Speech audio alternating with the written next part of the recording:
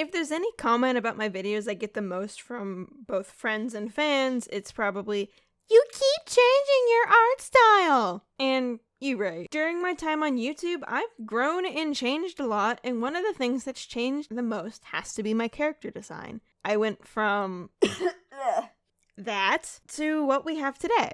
But what if I told you there were some steps of the journey you've never seen before? I'm not Yoda. Ugh. Well, today we're going on a personal growth journey where we'll get to see every version of Baka. Or at least all the ones I could find. But while I'm here, I would like to mention today's sponsor, Amino. As you'll be seeing in the video, I've learned a lot about character design and making a persona. And if you're watching this, you probably want to get better at it too, right? Amino's stories, specifically the one that I'm going to be uploading with this video, are a great way to learn things. In my last story, I taught you how to use Microsoft Paint, and this time I'll be teaching you how to make a strong character design. We'll be going over a bunch of do's and don'ts, general tips, and some ideas to help you get started on making some really cool characters. After this video, go ahead and click the link in my description and check out Amino. Again, thank you to Amino for sponsoring this video. June 2016. Okay, so this is from June of 2016, and it's pretty much the first time I ever sat down to come up with a character design for myself. And while it doesn't look like me now, there are a few things you may recognize here. On my current character, I call these things sideburns. Even though they really aren't sideburns, I don't really know what else to call them. They are there to help frame my face, but in this design, it's just because I have messy hair all the time. And it's kind of an easy way to convey that. It's the same way with that strand at the top.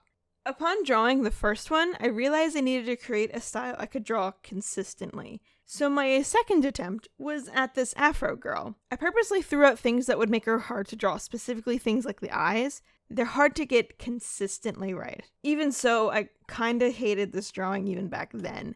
It just didn't look good. My hair gets poofy, but not this poofy. I still have that hair bit though. This is the start of the dot eyes though, which I used for quite a while. January 2017. Ah, the most famous one. Most of you will probably recognize this. I'm sorry, but I hate it. I'm happy if you're nostalgic for this one, but like, what was I thinking? My line work was super bad. I knew I could do better. Why did I leave it like this? Why? Also, my hair appears to be brown in this one and not red. The only screens I had to work with at the time were typically designed for gaming, and those monitors are calibrated differently than ones made for like artwork. They're generally more saturated and have deeper tones. But yes, my hair is red, not brown. February 2017. The hair color issue is still a thing here, but in this sketch it's not as bad.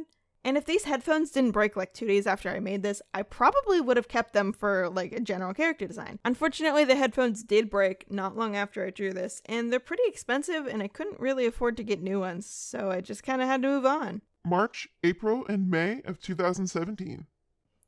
I know a lot of folks who consider these all different, but honestly, it's not a different design, so to speak. It's just me being bad at being consistent.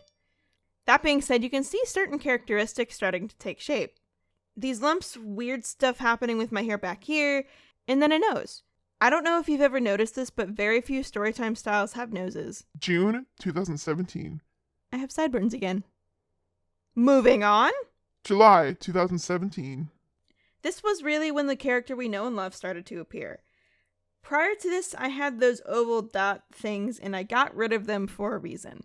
I was having a really hard time being expressive with them. Dots don't say much about a character or how they're feeling. They kind of force the mouth and eyebrows to do all the work. If I have any tips for you here, do not do dot eyes. You will thank me later. September 2017, January 2018. I used this model for a long time. So this happened to be the best drawing of myself I could muster up at the time. And because I was going into college full time, I couldn't keep making new character sprites for every video, so I made what I call a rig. I went over this in my how-to YouTube video. It's a giant Photoshop document with every single pose I could possibly need for this character, and it came in useful. I only really had to add stuff to it like maybe a couple times, but I used it a lot, and it helped get me through when I just didn't have enough time to work on everything. February through March 2018. I still wanted to keep things fresh, so I added a skin tone. Yep, that's it. May through August of 2018. We've made it to when I started using Animate CC. On my old PC, Animate had a rough time making nice lines. They would always look like this, which is gross and wiggly. I did my best to make it work for this version, but it's still not great. November 2018. Ah, here we go. This one's looking familiar. This is the most recent drawing of the rig, although I've made some minor changes as time's gone on. This is also the first time I started making the little strand of my hair show my emotions. There's not really any strong reason behind it. I just think it would be cool and unique. And I do get occasional compliments on it, so I guess it's working. In this later version of the rig, I have adjusted some colors for the setting since I'm in a movie theater, but I've also added the blue gradient to my eyes. My eyes are blue, so, blue. The only versions we have left are my official icon and the drawings from the Microsoft Paint video. The gradient on the eyes is present in the icon as well. I couldn't add it to the Microsoft Paint one due to the software limitations and time constraints. And that's it. There's a lot of progress here. As you can probably see, we went from this to that, and a lot of changes happened, even though it was still technically the same person the entire time. Don't forget to check out my Amino for the character design guide. You can find me by typing Rebaka-Chan in the search bar. And I will see you all next time.